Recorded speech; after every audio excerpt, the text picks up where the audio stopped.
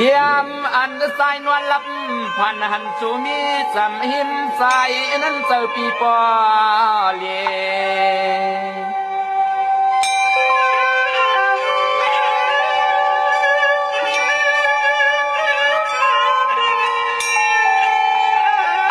สายปีพันว่าปีตั้งวังสั่นและก้องมือเลียเนเพื่อนนายอาปอย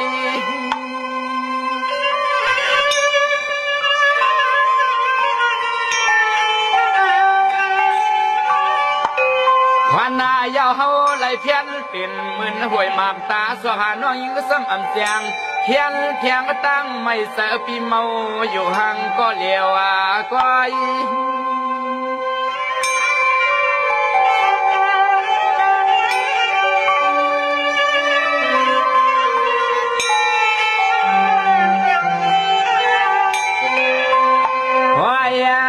จองว่ามังปอกพันในพวงเตียงวันไปตันมวยนอนปีปอ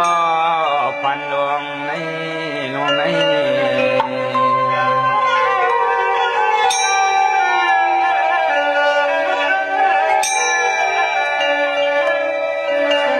มังปอกพันสั้นมังคันพันเขียนได้เสียนได้เปลี่ยนห้างเฮาเตไลโนเมียว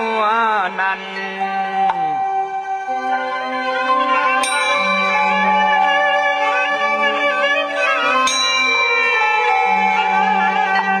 วานาวาสุน้องเต็มใส่เฮาเขาใส่ตีนเกสุด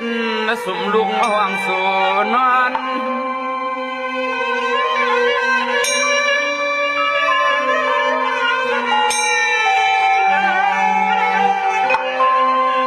เพื่ออันปีเศร้าเข้าป่าพาเสือกว่ามาม่วงนุ่นคุณรอเมื่อเตอคือใส่สว่างแก้มเหล่าอมร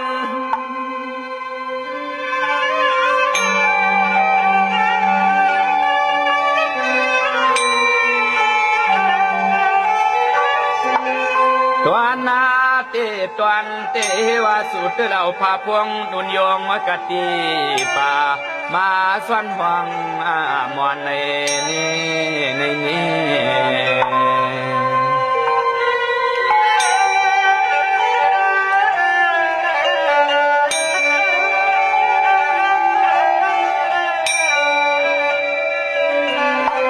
เทวากำนันน้องก่อนนอนข้างวางคอเนื้อเขียนเลียนปั่นสุดขึ้นยิงเลียนน้องฮักปีเมาเปียดต่างขวานใน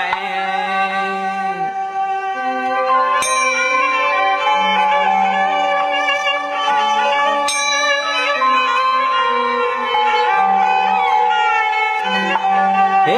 วาควันป่าขวาวงมือปีสีมวนนภามาลุกใหญ่ตีหลังน้องพวงนั้นนางสั่งเตลับ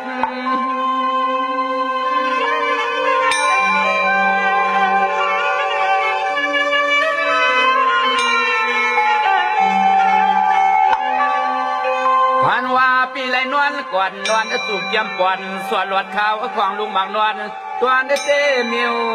มังใส่ไว้ซอยอาซับ